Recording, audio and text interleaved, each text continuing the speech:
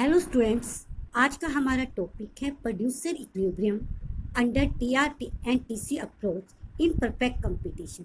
कि perfect competition के अंतर्गत हमने प्रोड्यूसर इक्विलिब्रियम कैसे ज्ञात करेंगे। हमने अपनी लास्ट वीडियो में क्या देखा था कि हमने प्रोड्यूसर इक्विलिब्रियम पढ़ा था, जिसके अंदर हमने एमसी और एमआर अप्रोच के द्वारा प्रोड्यूसर इक्विलिब्रियम निकालना था, जिसमें हमने बताया था कि जहाँ एमसी और एमआर इक्वल हो जाते हैं और एम सी एम आर को काटते हुए ऊपर की ओर जा रही होती है, तेज़ी से बढ़ती है, वहाँ पे क्या हो जाता है, प्रोड्यूसर इक्विलिब्रियम हो जाता है।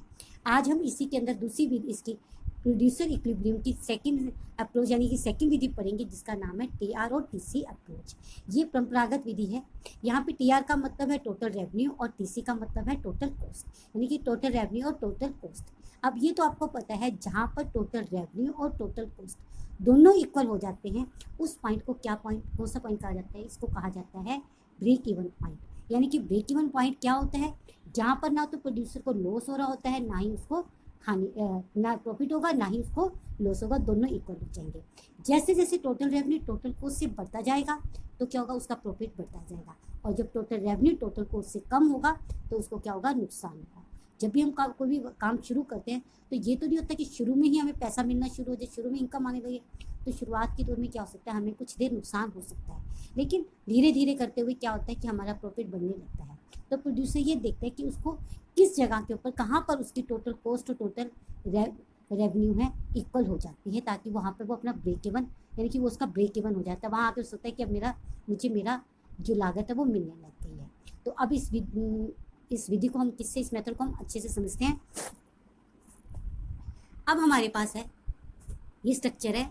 इस स्ट्रक्चर में आपको ध्यान होगा, इससे हम समझेंगे कि प्रोड्यूसर इक्विलिब्रियम में क्या है, कि जब हमने परफेक्ट कंपटीशन करना है, परफेक्ट कंपटीशन में हमें पता है कि जो फर्म है वो कीमत स्वीकारक होती है, निर्धारक नहीं होती। यानी कि कीमत का निर्धारण पीछे से होता है, तो उसको उस कीमत पर कि एक फर्म कितनी भी वस्तुएं बेच सकती है। तो यहाँ पर पीस है, जो हमने प्राइस मानी है वो क्या है, 10 10 10 10, और क्वांटिटी आपको जितनी मर्जी है। तो यहाँ पर क्वांटिटी लिखी है 1 2 3 4 5 6। तो क्वांटिटी और प्राइस को मल्टीप्लाई करने पर हमारे पास टोटल क्या आ जाता है, टोटल रेवेन्यू आ जाता है 10 20 30 40 50 60। ऐसे जैसे जैसे इकाइयाँ बढ़ती गई हमारा रेवेन्यू बढ़ता चला जाएगा। अब हमने इसके बाद इसको बताना है कि हमारे पास टोटल फिक्स कॉस्ट और total variable cost, TFC fix cost. अब फिक्स कॉस्ट तो क्या है, जिसका रिलेशन उत्पादन के साथ नहीं होता, तो ये तो फिक्स ही रहेगी, चाहे आप उत्पादन 1 करो, चाहे 0 करो, चाहे 10 करो। तो ये हमने यहाँ पे फिक्स मान ली 20 कि हमने 1 इकाई लगाने पे हमारा कितना आ रहा है, 20। फिर है वेरिएबल कॉस्ट। वेरिएबल कॉस्ट क्या होती है, जो प्रोडक्शन के साथ साथ बदलती है। जैसे जैसे हम प्रोडक्शन बढ़ाते हैं, शुरू में वेरिएबल कॉस्ट जो है हमारी घटती दर से बढ़ती है, और उसके बाद फिर बढ़ना शुरू हो जाती है। तो वेरिएबल कॉस्ट हमने किस हिसाब से ली, कि हमने एज्यूम किया कि फर्स्ट इकाई लगाते हैं तो हमारी वेरिएबल कॉस्ट क्या है, 5 है, फिर बढ़ी 8 और 10। देखो बढ़ तो रही है, लेकिन ये क्या है, घटती दर से है।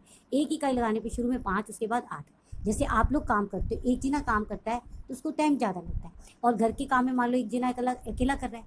अब इतनी देर में कोई दूसरा जाए, आपकी सिस्टर आपके साथ काम करने लग जाती है, या ब्रदर है आपके साथ काम करवाता है, तो क्या होगा, वो काम बढ़ जाएगा। अब जो काम आप एक दिन में कर रहे थे वो सुबह से लेकर शाम तक करते हो, अब आपको कोई 2 घंटे रेस्ट मिल जाएगी। तो क्या होगा, काम तो हुआ है और उसकी दर बढ़ जाएगी, यानी कि काम चलती होगा। अब इसी तरह उसी काम के अंदर आपको तीसरा जना आपका और कोई साथ आपके आ जाता है, आपका फ्रेंड ब्रदर कोई भी अलग जना आएगा, तो वो काम करवाएगा, तो क्या होगा, वो और जल्दी हो जाएगा। तो इस तरह वेरिएबल कॉस्ट भी क्या है, शुरू में घटती दर से बढ़ती है। उसके बाद क्या हो गया, फिर ये हमने ले ली 11 15 24। उसके बाद ये धीरे धीरे क्या होगी, बढ़ती दर से बढ़ने लग गई। अब टोटल कॉस्ट क्या होती है, टोटल कॉस्ट किसका जोड़ होती है, टोटल फिक्स कॉस्ट का और टोटल वेरिएबल कॉस्ट का। अब टोटल फिक्स कॉस्ट हमारे पास कितनी है, फर्स्ट यूनिट में 1 इकाई लगाने पर फिक्स कॉस्ट तो 20 है, और वेरिएबल कॉस्ट कितनी है, 5। तो टोटल कितनी होगी, टोटल कॉस्ट हमारे पास 25। सेकंड यूनिट पे कितनी आ गई टोटल कॉस्ट, 28, और थर्ड यूनिट पे आ गई 30। यानी कि कॉस्ट हमारी पहली यूनिट पे 25 है, फिर 28 है, फिर 30 है। और इधर से हमारे पास जो रेवेन्यू है, रेवेन्यू जो हमारे पास है, पहले पे 10 20 और 30। इस तरह हमारे पास टोटल रेवेन्यू और टोटल कॉस्ट हमारे पास आ जाएगा। अब हम इनके बीच में डिफरेंस देखते हैं। देखो पहले जब हमने फर्स्ट इकाई लगाई तो हमारे पास इनकम तो सिर्फ 10 रुपये रेवेन्यू, और लागत हमारी कितनी है, 25। यानी कि 15 रुपये या 15 यूनिट का नुकसान, इकाइयों का नुकसान हमें यहाँ हो रहा है। नेक्स्ट में इनकम बढ़ी और जो लागत है वो होगी 28, यानी कि 8 का अंतर है, अभी भी 8 रुपये हमें नुकसान में जा रहे हैं। तीसरे में 30 और 30, यानी कि दोनों बराबर होंगे, यानी कि टोटल रेवेन्यू और टोटल कॉस्ट क्या होगी यहाँ पर इक्वल होगी। जहाँ ये दोनों इक्वल हो जाते हैं उसको कहते हैं ब्रेक इवन पॉइंट। यहाँ पर आकर जो प्रोड्यूसर है वो सेटिस्फाइड हो जाएगा कि उसका खर्चा निकल गया है। अब इसके बाद वो जैसे जैसे अपनी इकाइयाँ बढ़ा रहा है उसका प्रॉफिट बढ़ता जा रहा है। अब देखो 40 उसका रेवेन्यू है, 31 उसका खर्चा है, तो अब उसको 9 रुपये का प्रॉफिट हुआ। फिर 50 और 35 यानी 15 का उसको प्रॉफिट हुआ। 60 और 44 इस प्रकार 16। तो इस प्रकार ये बढ़ रहा है। अब ये लास्ट में 8th यूनिट पे आके इसकी क्या होगी दोनों चीज़ें, 8th यूनिट पे 9th यूनिट पे आके क्या है, 9th पे सॉरी 90 और 90, यहाँ पर आके 90 ही उसका रेवेन्यू है, 90 उसकी कॉस्ट है, तो यहाँ पे उसको आगे ब्रेक इवन पॉइंट आ गया। और उसके बाद से क्या होगा, इसको फिर से नुकसान शुरू हो गया। ये सर्कल हमारा चलता है कि शुरू में नुकसान फिर बढ़ता है और एक सीमा के बाद आके वो घटना शुरू हो जाता है। तो प्रोड्यूसर को अपने ब्रेक इवन पॉइंट का ध्यान रखना है। और जो इसको मैक्सिमम प्रॉफिट है वो कहाँ पे हो रहा है, जहाँ पर टीआर और टीसी जो के बीच का जो गैप है वो सबसे ज़्यादा होगा, वो क्या होगा, किसका होता है, वो उसका मैक्सिमम प्रॉफिट होता है। यहाँ तो स्ट्रक्चर से तो आपको आसानी से पता लग जाएगा कि अधिकतम लाभ ये है। अगर आप बिना स्ट्रक्चर के क्वेश्चन करते हो तो फिर आपको अपने डायग्राम के हिसाब से डायग्राम बनानी है, वो अभी बताऊंगी कि डायग्राम बनाओगे बिना अंदाजे के तो क्या होगा, आपको जहाँ पे इन बीच में दोनों का गैप सबसे अधिक होगा वो लेना होगा। अगर स्ट्रक्चर के हिसाब से करोगे तो आपकी जो डायग्राम है वो बिल्कुल परफेक्ट बनेगी और किसी प्रकार की कहीं भी आपको नहीं लेना। अब आप इसकी डायग्राम देखिए, ये डायग्राम आपके पास है। देखो ये आपको टीआर जो है वो हमारी बिल्कुल 45 डिग्री की है, ठीक है ना। इसका क्या मतलब है कि जैसे जैसे इकाइयाँ बढ़ती, क्योंकि कीमत हमारे पास सेम है और उस सेम इकाई कीमत के ऊपर आप कितनी मर्जी इकाई बढ़ाओगे उसी की प्रोपोर्शनेट क्या है, आपका रेवेन्यू बढ़ता जाएगा। तो ये समानुपात में बढ़ती है, तो इस करके ये 45 डिग्री पर ही रहेगी। तो ये हमारी बराबर चल रही है। अब ये इस प्रकार सीधी चलेगी। और जो टीसी है, टीसी का जो फार्मूला आपको पता ही है, आपने अब तक किया है कि जब उत्पादन जीरो है तब भी कुछ ना कुछ फिक्स कॉस्ट होती है। तो ये यहाँ से शुरू होती हुई ए पॉइंट पर टच करती है, उसके बाद लागत कम होती है। देखो शुरू में ये लागत बढ़ती है, फिर कम होती हुई नीचे की ओर आती है और फिर ये ऊपर बढ़ना शुरू हो जाती है। तो शुरू में जब लागत बढ़ती है तो ये रेखा क्या आती है, ऊपर की ओर होती है। आप इसको ऐसे समझ सकते हो।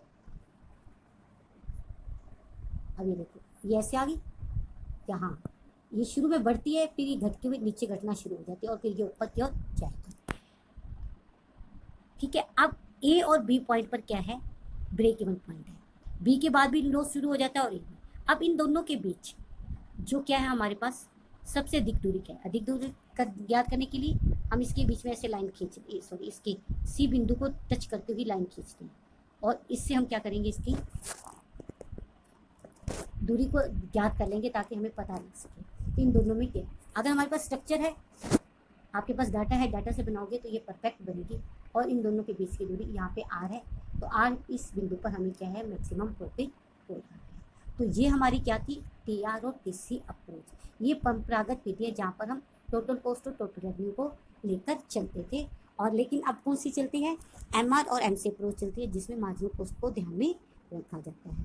तो अगर जब आपको क्वेश्चंस में कहा जाए कि क्या है, तो आप इसका स्ट्रक्चर है बड़ा इजी बन जाएगा, क्योंकि रेवेन्यू हमारा फिक्स है, फिक्स हमारी फिक्स कॉस्ट हमारी फिक्स रहती है, और हमने एक वेरिएबल है जिसके अंदर हमने ये ध्यान रखना है कि शुरू में क्या होता है कि जो कॉस्ट है वो घटती दर से बढ़ती है और बाद में वो बढ़ती दर से बढ़ने लग जाती है, वो तेज़ी से बढ़ती है। तो जहाँ आपस में बराबर हो जाएंगे वो ब्रेक इवन पॉइंट कहलाता है। तो ये कंप्लीट हो गया। आई थिंक आपको अच्छे से समझ आ गया होगा। Thank you, have a nice day.